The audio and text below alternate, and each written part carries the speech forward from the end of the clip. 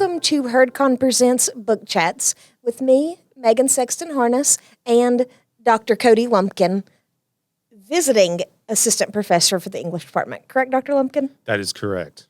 I've been visiting for a while, though. So last month, we discussed Storming Heaven, and keeping with our Appalachian theme, our West Virginian theme, but also with Halloween, this week we're discussing Coffin Hollow and Other Ghost Tales by Ruth Ann Musick. Before we get into that, we just wanted to do a brief opening where we talk about, maybe share a Halloween story just to get us into it and before we get talking. I know Halloween's always been one of my favorite holidays. I'm still a Halloween girl at heart. But I think the story that stands out to me most is one year I went as an angel. And I was running down the road at my grandmother's, and my great aunt shouted, "Is that a chicken?" Was like the fabric just flying? Yeah, the kind of wings real behind floaty? me were. Ah, okay, yeah, that makes sense. And so she could see feathers and wings and thought that I was dressed up as a chicken. Okay, and not the angel that you were supposed to be. Yes.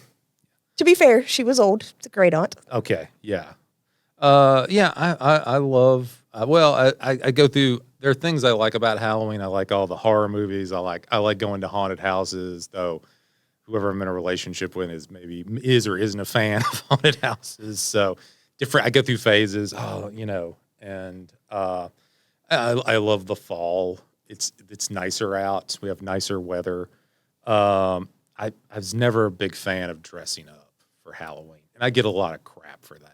So The horror movies are the best part of the season anyway. yeah. I will say, and I do believe the statute of limitations is passed on this, but I did back in high school the statute of limitations. Yeah, I loved rolling people's yards with toilet paper and egging houses and things like that. For the record, I have a poem published in the literary journal Rattle, which is available online if you're curious. So no one's come after me yet about that. So I will not give any names or houses away. So I am working on reading at least 5 books a month, and one of them are nonfiction. And I actually read a history of Halloween very recently, and I learned a lot of things about how Mischief Night almost ended Halloween in the early 20th century because things just got so intense. yeah, I guess it seems very sanitized nowadays. I mean, there's still that, the adults go in and party and Halloween and things like that, but it's like a sweet little holiday, and then it's like this is where we get into some mischief kind of holiday for sure. Devil's Night. Yes, Devil's Night. And this is the history of the Catholic Church. No, this is a Christian holiday. This is a Christian holiday, everybody. So I think we've talked a little bit. Would you like to go ahead and get into some about Ruth Ann Musick? Yeah. Speaking about ghost stories, ghost tales, the book we'll be talking about is a collection of ghost stories and ghost tales. I had to do a little research. I had to talk to a few people, so I wanted to thank them for their time or willing to speak with me or to talk, just to get a little more information about music and the particular book, Coffin Hollow. I do want to thank Judy Byers, who is the executrix of the Ruth Ann Musick Folklore Estate, and Lydia Warren, the director of the Frank and Jane Gaber West Virginia Folklife Center, which is located at Fairmont State University, where Ruth Ann Musick taught for many years. And also Adam Booth, who is a storyteller and musician from West Virginia, and he's the current storyteller in residence at Shepherd University. A very cool title to have. And then somebody I was just conversing with on social media, Charlotte Restenberg, who was a Fairmont State University grad and got a minor in folklore studies there at Fairmont State. There's a strong folklore presence at Fairmont State, and really most of that is attributed to Ruth Ann Musick and her legacy and the people who have followed after her. So a little bit about Ruth Ann Musick. She's not from West Virginia originally, but we should never hold that against her. She was born in Kirkville, Missouri. Her dates from 1897 to 1974. She earned a BS in education and was a teacher. and then got an MS in mathematics and got a PhD in English, both of those from the State University of Iowa, which is now the University of Iowa. And she was she did a creative dissertation at Iowa titled Hell's Holler. And it was based off her experience growing up in Adair County. That manuscript was rediscovered and published by the Missouri Folklore Society in 2020. In 1946, Musick takes a teaching position at Fairmont State teaching math and English, so talking about a multi-competent, multi-talented teacher. I could not do that. And that's where she'd always had an interest in folklore. And this was a place where by 1950, she starts teaching a folklore literature class and begins learning how to do folklore, how to collect stories. On top of being in English and math, she's now getting into folklore. And that process she did throughout the rest of her life. She retired from Fairmont State in 1976, but a lot of her work was based around folklore. She founded the West Virginia Folklore Journal, and she published several folktale collections in her life.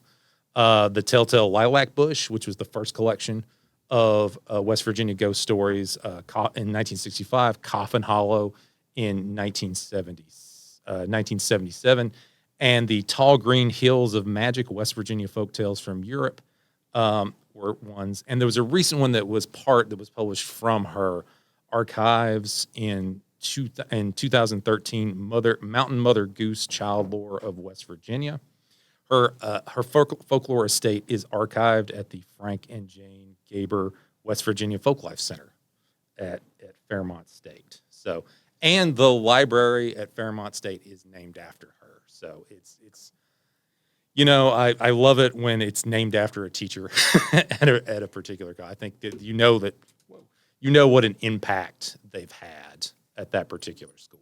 So, but anyway, I wanted, and I think also it's something to think about when we look at the collections like these, is that it's not like there's a novelist who writes a novel.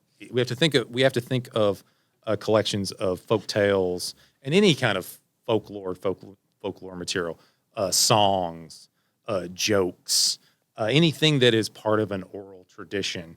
It is something that is very much gathered and collected. And in printing it, it's a way to preserve it. It's a way to it be a work of kind of mass communication where a lot of people can get a hold of it. But it also kind of takes it a little bit out of context. It's out of, because the proper way one should experience a folktale is someone telling you the story in person, face to face. And so there's that issue of taking it out of context. A kind of a parallel example would be something like if you go to the bookstore and you buy a Shakespeare play, say you buy Midsummer Night's Dream, Romeo and Juliet, or whatever. What you have is like an echo of it's got the language and everything, but the proper context is for that to be performed on a stage with actors. So it takes it a little bit out of, like, that's not how you should experience it. But at the same time, you have a lot of stories, you have a lot of themes that move in and out of written traditions and oral traditions going back and forth. So it's a kind of fluid situation in a lot of ways. Here. And I want to just also talk a little bit about Musick's methodology for gathering stories. In a sense, gathering folklore, gathering stories, gathering whatever you're going to gather from communities is going to take money. It's going to take time, and a lot of us, maybe we have Musick had a regular job to deal with, so she did what she could. One of the things is that she used students as resources. They had heard stories growing up, probably while they were interested in taking folklore classes, and they would be the ones that would go and gather stories, or people would contact her about places where there were good stories or interesting stories, or share share stories, and working as the editor of West Virginia Folklore. And she makes her kind of methodology very clear in the book that it's the fact that people are recorded by writing these down. There's somebody that's verbally telling the story, and then they're recording them and bringing them to her. So it's a whole process. And, a lot of that stuff depends on availability and tech requirements, what technology you have at the time. A good example of that, a good kind of a contrast, and somebody that came kind of a little bit after Musick was Leonard Roberts. And he did for Kentucky what Ruth Ann Musick did for West Virginia. He did a lot of audio collections. He would often use students as resources or where you could find stories. He would go to the hometowns of his students and record audio recordings of it. So there's that kind of, you get the consistency, you get a certain kind of way the story gets told when you can hear it, when somebody's telling you. And he would do things in a lot of places like schoolhouses. And so what are at schoolhouses? Kids. And so he ended up oftentimes recording a lot of kids recounting the stories. Where the general idea back then was, let's find the oldest person. They would know the story best. But oftentimes the younger people would also know the stories too, because they would hear it from grandparents or great-grandparents and things like that. And one thing I think to be mindful of when you look at a book like Coffin Hollow is there's kind of this notes at the end, and there are these funky little numbers. It says there are motifs, which are repeating themes in any work. So it'll be like E23, E231 or E23.1. That is a very specific thing. That is what's called references the motif indexes of folklore.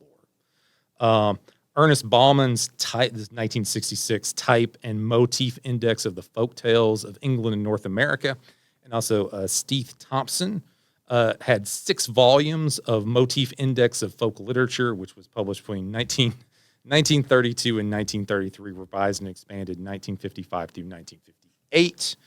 And you just have all, thousands of little things like Ghost, Grateful Dead, Headless Dogs. These are things that pop up in story after story after story after story across regions, across time, that you see again and again and again. And it's a nifty way to catalog those things in that way. There's also one final thing, as I've been rambling here a little bit, but this is all very fascinating. One of the things about Coffin Hollow, and I admit I got this book first to read before The Telltale Lilac Bush because I liked the title. I thought the title was cool. And this was a book that was published posthumously in 1977. Ruth Ann Musick died in 1974. But she knew this book was coming out. But oddly, the table of contents is pretty non-existent. There's a foreword, a preface, tales, notes, and a bibliography. In comparison, The Telltale Lilac Bush has a rather detailed and helpful, admittedly, table of contents. And this was kind of like, why would one have this very detailed table of contents and this other one wouldn't? And this was apparently something with the press, the University of Kentucky Press, which is a wonderful press, and they put out a lot of good stuff. But it seems strangely that they did not, whether it was, and I assumed it would be the intention of Musick to have a table of contents. She was just unable to do that because of dying. But their thinking was, the University of Kentucky Press was, it's a continuation, so we don't need to have a table of contents, which I think is a little, I would have liked to have a table of contents, let's put it that way. So I'm sorry I've rambled on because this stuff is fascinating, but I was just kind of curious what your overall thoughts were before we get to some of the stories. I did think that it was a really interesting collection. I found a lot of them, and we'll talk a little bit more about that as we get into specific stories, echoed other stories. And I think that something about that speaks to the universal nature of ghost stories, or like you were saying, these motifs, these things that are so human that they haunt our nightmares, or maybe in the case of some of these stories, our dreams, getting to see a loved one again, or staying in a place where a loved one used to be and having that return. I think it's one of those things that help us see that even despite how isolated Appalachia and West Virginia has been, we're not all that different. Yeah, and I think there's a reason why stories like this endure and manifest themselves. It's kind of like the appeal of certain genres. Like, we want to hear these same stories again and again because we want to hear these same stories again and again. I like to think of it in terms of like three things kind of to frame it. Commonality, the commonality of ideas, the commonality of characters, stories. They're just things. I'm a little hesitant to say universality. I'm always wary of that. But you see a lot of different regions, different countries, places, and there are these commonalities of, we're all human beings. And then there's also an aspect of regionality to it, things that are particular to the history, to the community, to the geography of a particular place. I do think you rarely have stories about flat lands in Coffin Hollow, obviously, where if say you were in Kansas or Nebraska or folktales from there or some more prairie states, it would probably be a little bit different.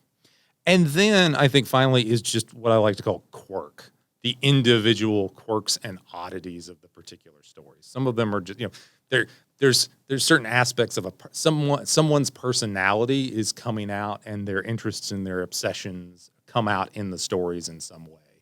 And those kind of coast along, these just weird images, these weird associations that happen. So this is kind of like, it's big macro stuff, but there's also the little micro interesting things about the individual stories. For sure. And, because of that, some of these stories, some of them aren't even a page long, but you still have to kind of slow down while reading them and fully understand the wording of what is being said. I know before our podcast, we were talking about our first story, Coffin Hollow, and about how that starts out confusing. If you want to take that off discussion. Coffin Hollow is basically, it is, it's a basis in the Civil War. There is, and again, this is very much something, basically framing as there's a gallant Confederate soldier who fights bravely and is taken prisoner and is then killed by a Yankee dog with a bullet to the head. And some years later, this said Yankee dog captain decides to come back to Monongah, where the story is set, and go a courting. And the thing about it, he goes a courting, and he happens to walk by the cemetery where the so-called gallant Confederate soldier is buried. And pretty much every time he goes by, the ghost of this Confederate soldier yells at him and is riding his coffin. And one thing also to note is that there are, kind of hard to see here, but there are illustrations by Archie Musick, who it was Ruth Ann Musick's brother. And it's just this very, kind of on a black canvas of this kind of skeletal figure riding a coffin. He's riding a coffin he's pointing at this man as he runs him off. And this happens for a while, as it does in these folk tales. And then one night, we find out that the former Yankee captain has been shot with the bullet that killed the Confederate soldier that was still lodged in him when he was buried. So one bullet kills two people. So and they dig the body up, and the place is called Coffin Hollow, and the collection is called Coffin Hollow. So, or Coffin Holler, either way works for me. Coffin Holler. So I liked this story, and I thought that it was interesting. I'm going to go over just a little bit of West Virginia history, just in case. I know all West Virginians know this, but West Virginia actually became a state because we decided to secede from Virginia because we did not want to be part of the Confederacy. And so I think that it's really interesting. There's a couple other stories in here about Confederate soldiers, and I think that it really shows this dichotomy of the area where the people who wanted to secede were at home, but that doesn't mean we didn't have Confederate soldiers. And I think that this glorification, if I might use that word, of how cool these Confederates are, is really odd for a West Virginia book given our history, but it's not uncommon in this area. Yeah, and I think particularly when you think about Appalachia, that which side did a lot of the population? It tended to be pretty split. It's that all the way down into Tennessee and North Carolina, there were people who joined there were men who joined the Union, there were men who joined the Confederacy. Often these kind of allegiances were it really was a community to community, family to family thing. And also, I just to stress enough that West Virginia was Virginia before it was West Virginia.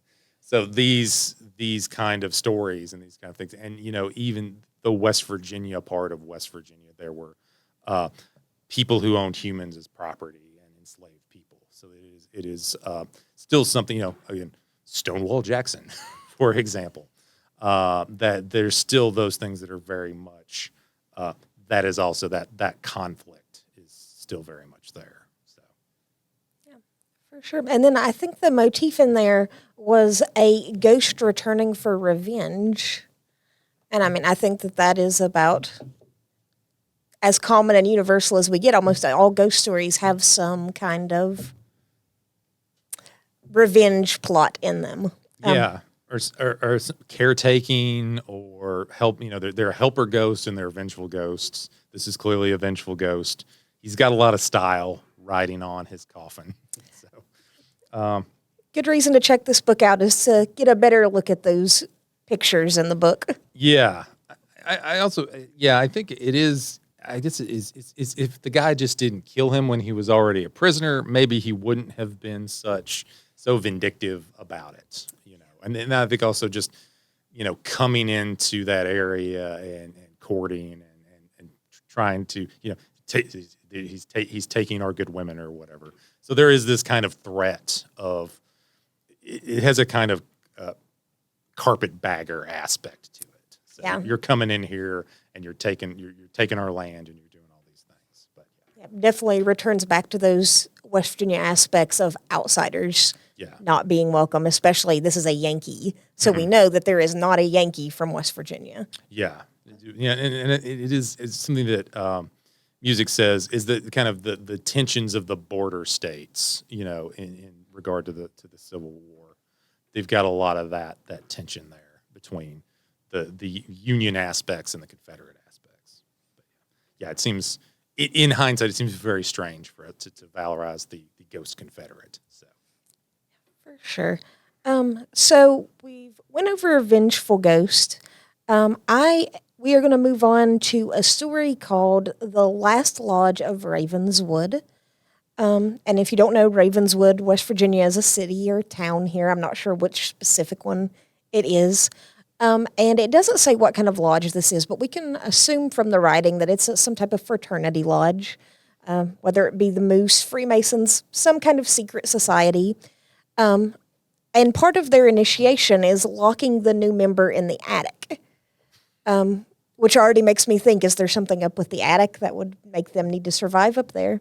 But the story actually starts with a man working at a theater that used to be this lodge, and he's there alone, and he sees what he thinks is a man.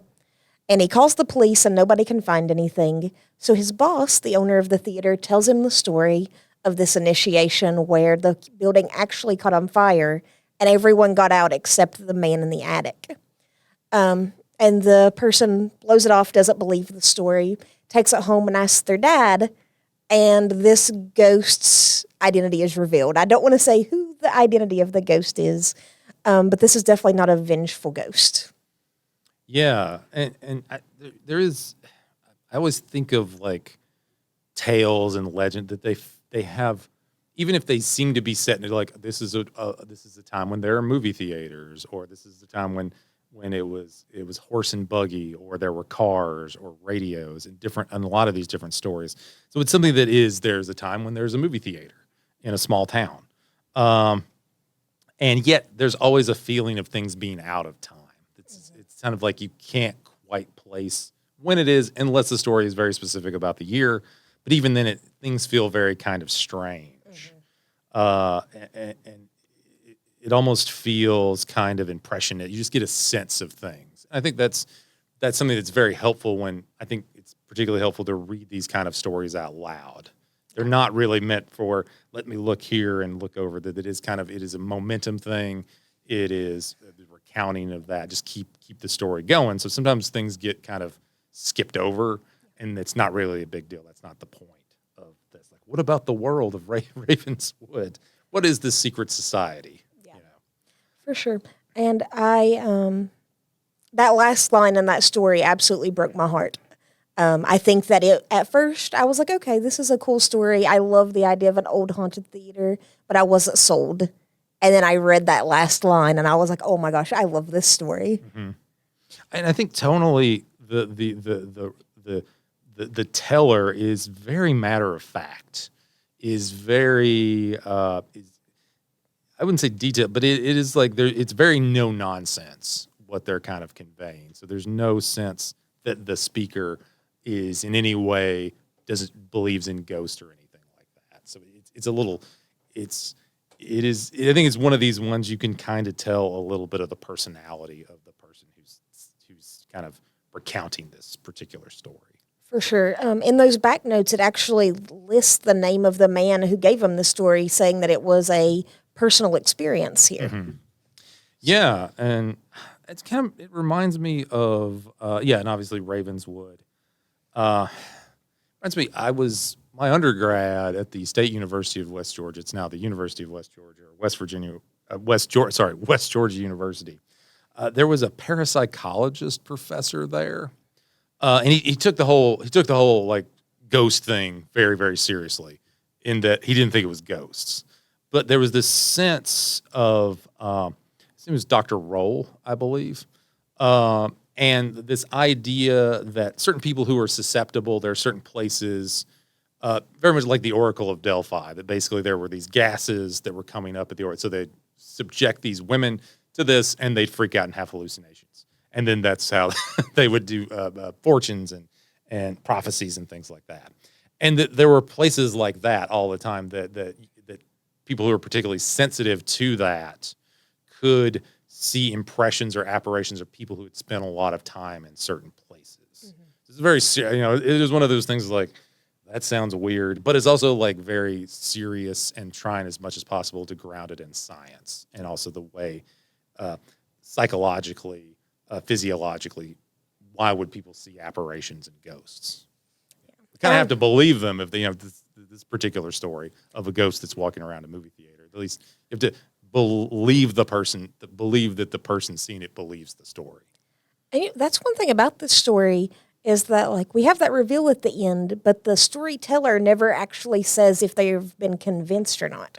Mm-hmm. Because, like, up until that last line, they believe that it was an intruder who somehow got past them or that they saw something. So I thought that air of mystery was really nice, too. We don't know what the person who experienced it actually thinks happened. Yeah.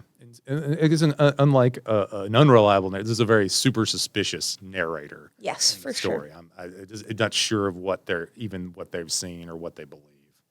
For sure.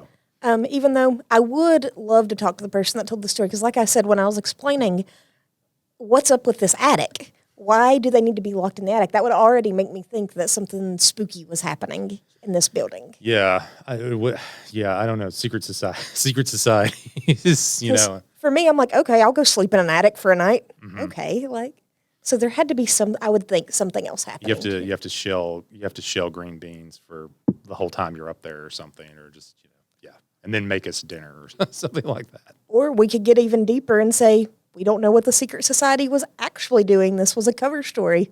Yeah. For what actually happened. Yeah. And then,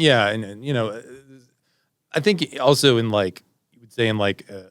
fiction that you would need to explain, like, how did the fire happen? What character caused the fire? Just a fire happens. Yeah, it doesn't matter. Tragedy strikes, Yeah. That's not the point. Yeah, it's just, again, it's like stuff happens, and there is that sense of tales and legends and ghosts being kind of fragmented by nature. So that's part of the fun. So for sure. And our next story, I think in my mind, it's kind of a mix of the last two, not in the way that they're similar, but that it seems to have a vengeful ghost and a non-vengeful lovey ghost. Yeah, yeah. I don't want to spoil this one. Again, it's one of these things. Like I always particularly love the animal related ghost stories in the collection, and to keep in mind that again, that's one of the motifs: animals returning, animal spirits. There's also headless dogs that are bumming rides off of people on horses for giggles. So you have a lot of those kind of fun things, and I always love a good animal story. And so this one is a character, is a person given a specific name, Mrs. Adams, who's very sad at the death of her husband, Edwin, and very sad about it. And also he had a twin that was very irritable and unpleasant. And then both of them seemed to die around the same time. And then for whatever reason, a cat shows up and she takes the cat in. And the cat seems to be acting a lot like her husband. Likes the same chair, enjoys mac and cheese. So I'm sure there are cats out there that enjoy mac and cheese. And so it is this kind of like, oh, I've found my husband has returned to me as a cat, which I'm sure that's some people's greatest fantasy. A loved one returns as a cat that you can cuddle and take care of. So it was this thing that extinguishes the loneliness of this particular woman, the nature of grieving. I won't spoil this one, but things don't end well. So yeah, For sure. So I really liked this one because anybody from West Virginia knows how religious West Virginia is. Mm-hmm. But it's religious in a way that they still believe in like magic and these kinds of things. And that was one thing I noticed in this whole collection is that there's not a lot of stories that are actually surrounding Christianity, especially this one being reincarnation.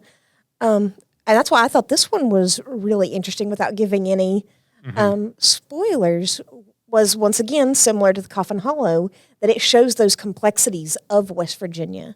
But I think from reading this book, you would never guess that West Virginia is part of the Bible Belt because there aren't God mentions really. Mm-hmm. There's not a lot of there's mentions of cemeteries, not a lot of mentions of churches or church activities, if I'm recalling correctly from the collection. But yeah, a lot of things dealing with death. These are ghost stories, so all these people, all these ghosts have died, and so it could be animals and people, horses. So it is an interesting kind of exclusion in these types of stories. These are the kind of stories you tell outside of church and outside of your church circle for sure. For sure. And I don't know much about Missouri, but it being Midwest, I would assume that they are maybe not as much as the Bible Belt, but still religious. So I wonder if this was something that Musick found interesting when she was making these, were these lack of God, lack of church. I think when I think of it, I always think of there's this image of my head of the sun has just gone down the trees with the changed leaves and the wind. I always think about that. That is the world of these kind of tales. It's never clean. It's never bright. It's a dark. These are kind of dark in one way or another. A lot of them happen at night. So it seems like this is a realm more for the dark, those unspoken, those unconscious kind of primal fears than something heavenly.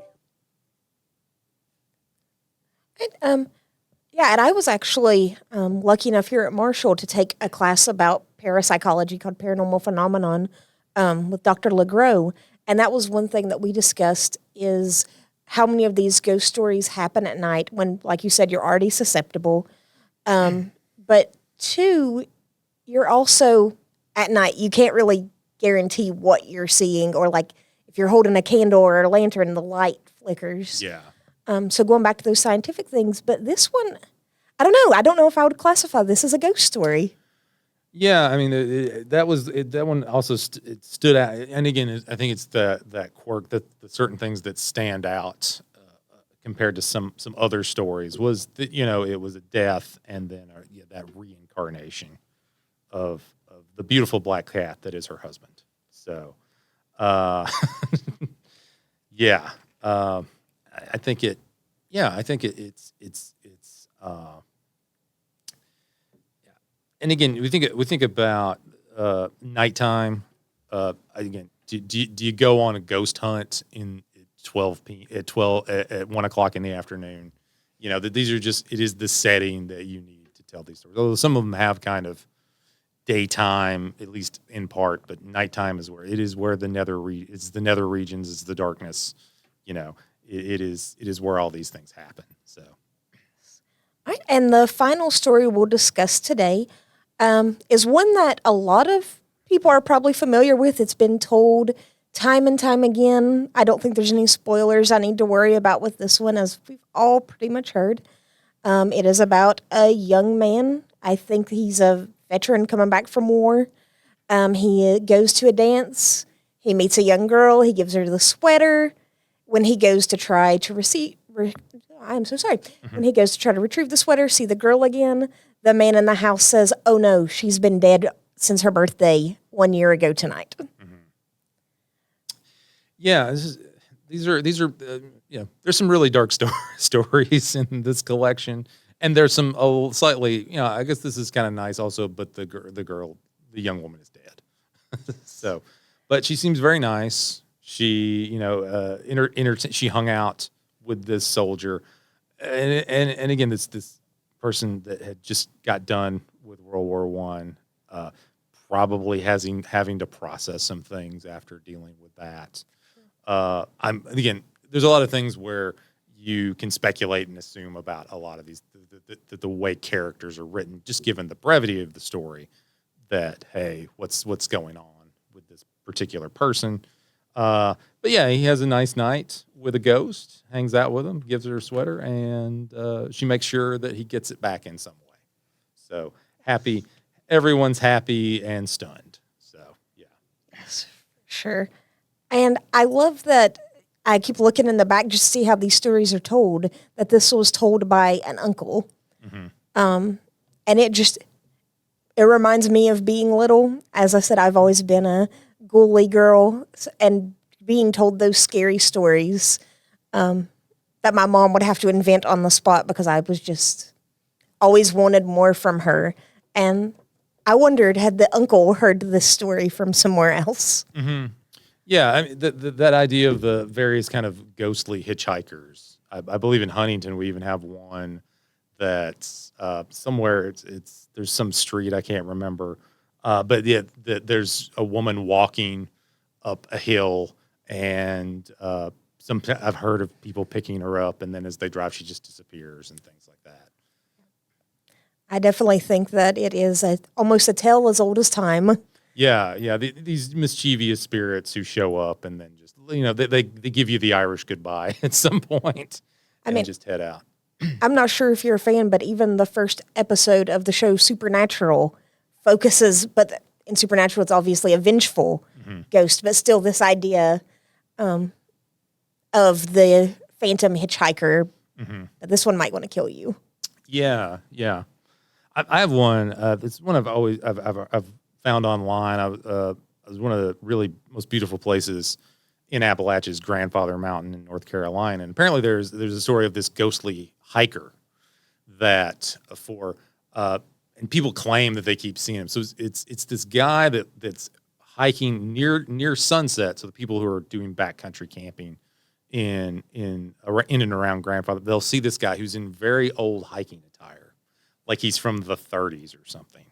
And he's just a big burly dude that's hiking along, and he doesn't talk to anybody, and he seems to walk in the mist and walk out of the mist.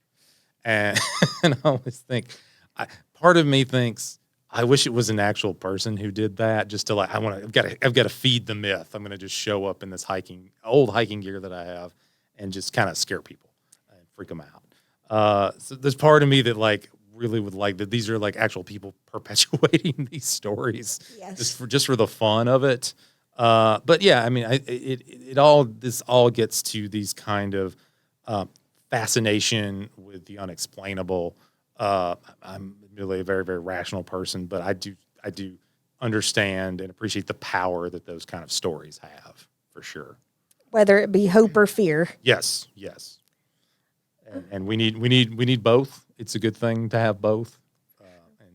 And these stories they provide that way of dealing with, any ghost story is about death and dealing with death and becoming comfortable with death and having a sense of hoping that the dead can have some sort of peace, at least.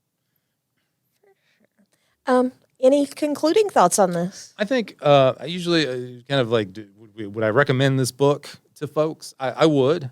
I think what's helpful is that it is a kind of, I think it's these particular collections, I don't think necessarily I would say they don't necessarily lend themselves to, I'm just going to sit down and read all of Coffin Hollow in 2 days. There's something that you can dip into and out of. There's an Italian word for that, a way of reading where you dip in and out of, and I don't know the Italian word. It was one of my old poetry professors used it, and I was like, that's a really good word, and I can't remember what it was. But you kind of dip in and out and, read one story at a time. Read a story a night with your family, or read it to your kids who like ghost stories. And I think that's the best way to kind of appreciate it, because these are stories that in the oral tradition, you wouldn't hear like 100 of them right on. You would hear them here and there. And so something to kind of mimic that experience of it. And that kind of, it kind of breaks the motif. I keep seeing the same motif over and over again. It kind of stretches it and allows those individual stories to kind of set in, and then you can slowly notice the patterns instead of trying to marathon the book. So. And my thoughts were actually echoing yours about if you have even a smaller child looking through these, because there are stories that I think could be suitable for, depending on how the parent feels. Like, they're not too spooky, nothing demon, no devils. Yeah. Don't ask me about like, is this appropriate for? I think it is, but then again, I'm one that parents let me watch horror movies and stuff, and I turned out okay. I got a Chucky doll for my 3rd birthday. Oh wow! Cool. So yeah, to me, I'm like, what do you mean? What's wrong with that? I feel like Chucky is like scary, and like to us, like if your age is in the single digits, but after that, Chucky's just not scary. My mom had to get rid of it, so I would go in my closet again. Okay. Yeah. Yeah. But hey, you turned out all right. Yeah, I'm fine. You're gainfully employed and doing good work out there. So yeah, it's all right. Do you still have any sort of deep-seated fears of Chucky, or more kind of something to a campy villain to celebrate? Yeah, now it's just campy. Okay. I think what you said, once you get out of those dolls, it's not so scary. My book club actually read How to Sell a Haunted House by Grady Hendrix. And I don't know if you've heard of or read of it, but it's about a house full of dolls that are possessed. There is a museum in Nebraska, and it's a doll museum, but it is specifically a clown doll museum. Fun. I haven't been there. I've seen pictures, just endless amounts of clown dolls, which is like, that's like a fear multiplier, right? Clowns and dolls, clown dolls. But yeah, so. I know where I'm taking my husband for vacation. Yes. I will give you the links so you can track it down, and check out the clown doll house. Please do. And I think that you have somebody you'd like to plug. Yes, as hopefully per our do a little shout out to. Hopefully I can find it here. Our shout out. Book tenders. Here's my notes. Where's my notes?